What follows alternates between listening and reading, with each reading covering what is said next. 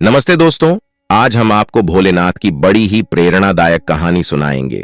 इस कहानी में आपको बताएंगे कि कैसे भोलेनाथ ने अपने भक्तों को एक सन्यासी बनकर सिखाया कि अपने दुखों को दूर कैसे कर सकते हैं, अपने मन को बस में कैसे कर सकते हैं। तो आप भोलेनाथ के भक्त हैं तो इस कहानी को पूरा सुनिएगा। भोलेनाथ का अनादर मत कीजिएगा। कहते हैं कि दुनिया में मन सबसे ज्यादा शक्तिशाली चीज होता है। अगर किसी चीज को तुम पूरे मन से चाह लो तो तुम उसे हासिल कर सकते हो।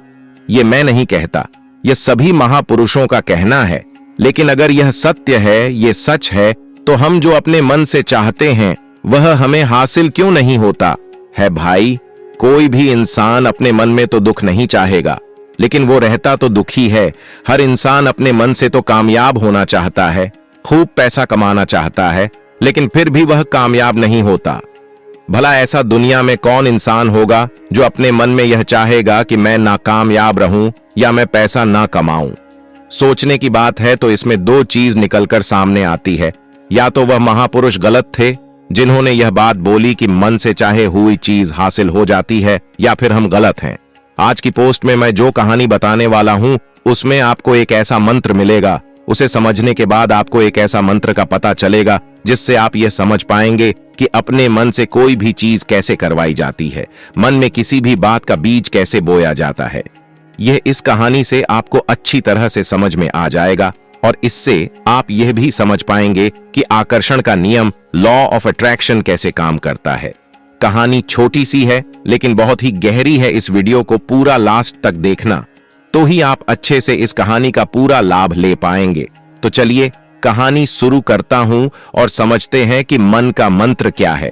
एक बार की बात है, एक आदमी के जीवन में सिर्फ दुख ही दुख थे। वह जो भी काम करता उस बेचारे का वह काम पूरा ही नहीं होता।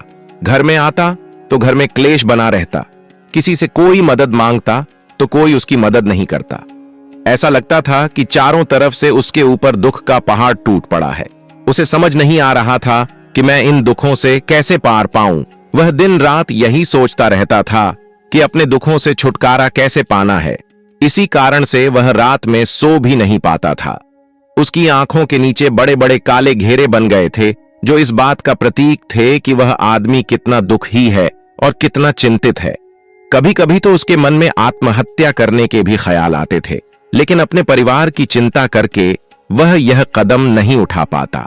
वह इतना दुखी हो गया कि उसने निर्णय किया कि वह इन दुखों से छुटकारा पाकर ही रहेगा। इसके लिए चाहे उसे कितनी ही मेहनत करनी पड़े, कुछ भी करना पड़े, चाहे अंगारों पर चलना पड़े, लेकिन इन दुखों से छुटकारा हासिल करके रहेगा। ऐसे ही एक दिन उसने अपने मित्र से पूछा कि मैं अपने जीवन को कैसे सुधारें। उसके मित्र ने उसे बताया कि तुम किसी बाबा के पास जाओ। बाबाओं के पास ऐसा मंत्र होता है जिससे सारे दुख मिट जाते हैं, जीवन खुशियों से भर जाता है और धन संपदा भी हासिल होती है। तुम किसी ऐसे बाबा को ढूंढ लो, बस तुम्हारा काम बन जाएगा।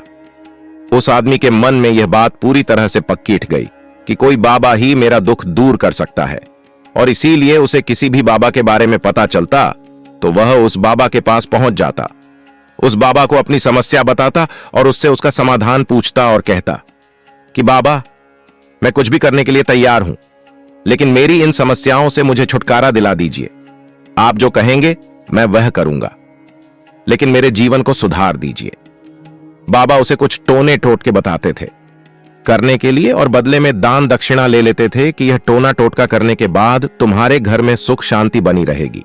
बस इस टोटके को पूरी विधि के साथ करना। वह आदमी घर लौटकर पूरी विधि के साथ टोने टोटके करने लगा, लेकिन बहुत टोने टोटके करने के बाद भी उसके जीवन में कुछ बदलाव नहीं आया। इसके विपरीत उसका जीवन और ज्यादा दुखी हो गया।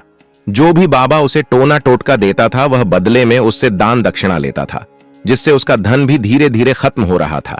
इससे उसके जीवन में दुख और ज्यादा बढ़ गया। तब उसे लगा कि बाबाओं के पास जाने से तो मेरे जीवन में दुख कम होने की वजह बढ़ते ही जा रहे हैं, तो मुझे क्या करना चाहिए? बाबाओं के पास जाऊं या ना जाऊं? फिर एक दिन एक आदमी ने उसे बताया कि तुम अपने घर में किसी पंडित को बुलाकर हवन करवा लो। हवन होगा, घर शुद्ध हो जाएगा। कोई भी बुरी ऊर्जा होगी घर में तो वह घर से बाहर चली जाएगी। किसी पंडित को बुलाकर पूरे विधि विधान, उसे मंत्र उच्चारण कराओ, हवन कराओ।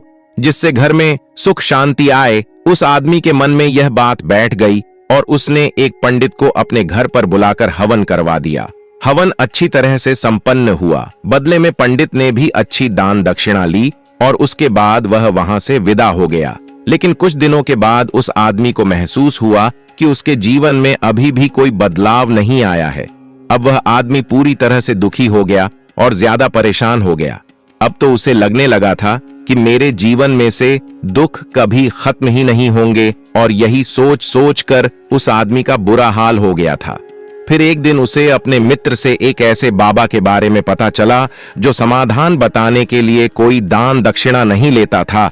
उस आदमी को लगा कि यह बाबा दूसरे बाबाओं की तरह नहीं हो सकता, क्योंकि यह तो दान दक्षिणा लेता ही नहीं, और अगर दान दक्षिणा नहीं लेता तो यह सच में कोई सिद्ध बाबा होगा। और यही सोचकर वह उस बाबा के पास पहुंच जाता है। जब वह आदमी वहां पर पहुंचता है तो वह बाबा ध्यान में बैठे हुए थे। यह देखकर वह आदमी वहीं पर चुपचाप बैठकर ध्यान से बाहर आने का उनका इंतजार करने लगा। थोड़ी देर बाद बाबा ने आंखें खोली तो सामने एक दुखी और परेशान युवक को बैठे देखा। उसकी आंखों के नीचे काले घेरे देखकर ही समझ गया कि यह आदमी अपने जीवन से कितना परेशान है। उसे संबोधित करते हुए बाबा ने पूछा कि बच्चा, क्या चाहते हो? बाबा के पास क्या लेने आए हो? उस आदमी ने कहा कि बाबा, मैं अपने जीवन से बहुत परेशान हूं। मैंने इन दुखों को दूर करने के लिए बहुत सारे रास्ते अपनाए। हर वो तरकीब करके देखें जो किसी बाबा ने मुझे बताई। हर वो काम किया जो कोई भी इंसान ने मुझसे करने को कहा, लेकिन मेरे जीवन में दुखों में कोई कमी नहीं आई बाबा। इसके विपरीत मेरे जीवन में दुखों में बढ़ोतरी हो गई है। मुझे समझ में नहीं आ रहा है कि मैं क्या करूं। कभी कभी तो मैं आत्महत्या करने की सोचता हूं, लेकिन मैं अपने परिवार की सोच कर मैं यह कदम नहीं उठाता हूं। मैंने आपके बारे में बहुत सुना है बाबा, और मैं बहुत उम्मीद के साथ आपके पास आया हूं। कृपया करके मुझे कोई ऐसा मार्ग बताएं जिससे मुझे अपने दुखों से छुटकारा मिल जाए। मैं अपने दुखों से छुटकारा पाने के लिए कुछ भी करने को तैयार हूं। आप मुझे कोई भी रास्ता बताएं, चाहे वह रास्ता कितना ही कठिन क्यों ना हो, मैं उसको पार करके रहूंगा। बाबा ने महसूस किया कि आदमी तो सच में बहुत परेशान है।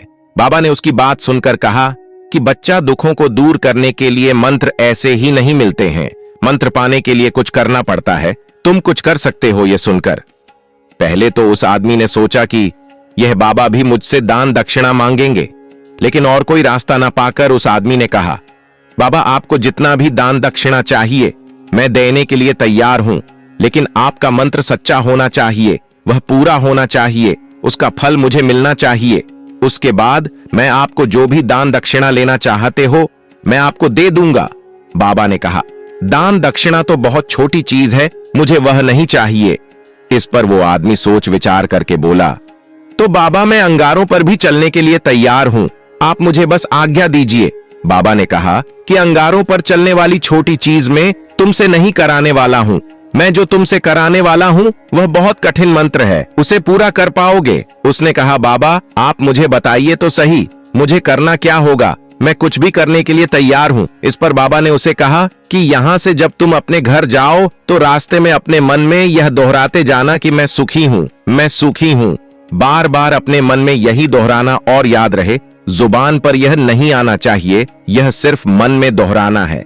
यह सुनकर वो आदमी बोला, बाबा, बस इतनी सी बात, ये तो मैं चुटकी बजाते कर लूंगा, लेकिन इससे होगा क्या? बाबा बोले कि इस मंत्र को करके तो देखो। वैसे भी तुमने इतने बाबाओं के मंत्र किए हैं, तो इस मंत्र को भी करके देख लो। उस आदमी ने सोचा कि बाबा कुछ दान दक्षिणा तो ले नहीं रहे हैं और छोटा सा मंत्र है, इसे तो मैं कर ही लूंगा। वो बोला, ठीक है बाबा, मैं यह मंत्र जरूर करूंगा। और वो आदमी यह कहकर वहां से चलने लगा। लेकिन जैसे ही वह चलने लगा, पीछे से बाबा ने बोला कि बच्चा, एक बात याद रखना, जब तुम यह मंत्र अपने मन में दोहराना तो तुम्हारे मन में बंदर के विचार नहीं आने चाहिए, बंदर का ख्याल भी नहीं आना चाहिए, तो ही यह मंत्र सिद्ध होगा। आदमी बोला, मुझे तो आज तक बंदर का कोई विचार नहीं आया, तो अब क्यों आएगा? आप चिंता मत करिए बाबा, मैं बस मन में यही दोहराऊंगा कि मैं सुखी हूं, मैं सुखी हूं। इसके अलावा बंदर का कोई भी विचार मेरे मन में नहीं आएगा। यह कहकर वह आदमी वहां से चल देता है।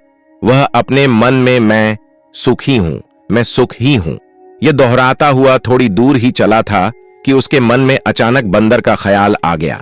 बंदर का ख्याल एक बार आया और चला भी गया, लेकिन उस आदमी ने सोचा, आज तक तो मुझे बंदर का कोई भी विचार नहीं आया, यह आज बंदर का विचार क्यों आ गया। और ऐसे करके उसने उस बंदर के विचार को पकड़ लिया और यह भूल गया कि मुझे क्या मंत्र दोहराना है, और वह बंदर के बारे में सोचने लगा।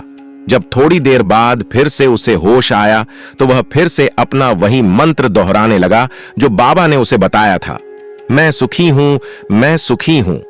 लेकिन अचानक से उसे एक बंदर दिखाई दिया और यह देखकर फिर से उसके मन में बंदर का विचार उठ गया, और यह देखकर वह इस विचार को बाहर फेंकना चाहता था, और वह चाहता था कि मेरे अंदर किसी तरह से बंदर का विचार ना आए, लेकिन उसे तो सामने बंदर ही दिखाई दिया।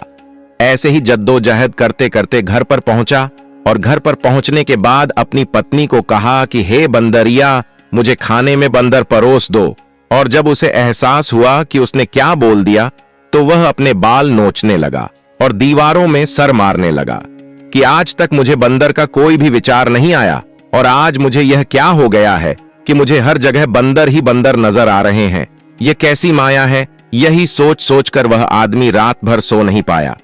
रात भर करवटें बदलते रहा और सुबह उठकर सीधे उसी बाबा के पास पहुंच गया और उसके चरणों में गिरकर कहा कि बाबा, पता नहीं क्या चमत्कार हो रहा है, आज तक मुझे बंदर का कोई विचार नहीं आया, लेकिन कल से जब से आपने मुझसे कहा कि बंदर का विचार नहीं आना चाहिए, तब से मुझे हर जगह बंदर ही बंदर नजर आ रहे हैं। उस आदमी ने कहा कि बाबा, मुझे तो आपके पीछे पेड़ पर बैठा बंदर केले खाते हुए दिखाई दे रहा है, ये हो क्या रहा है बाबा।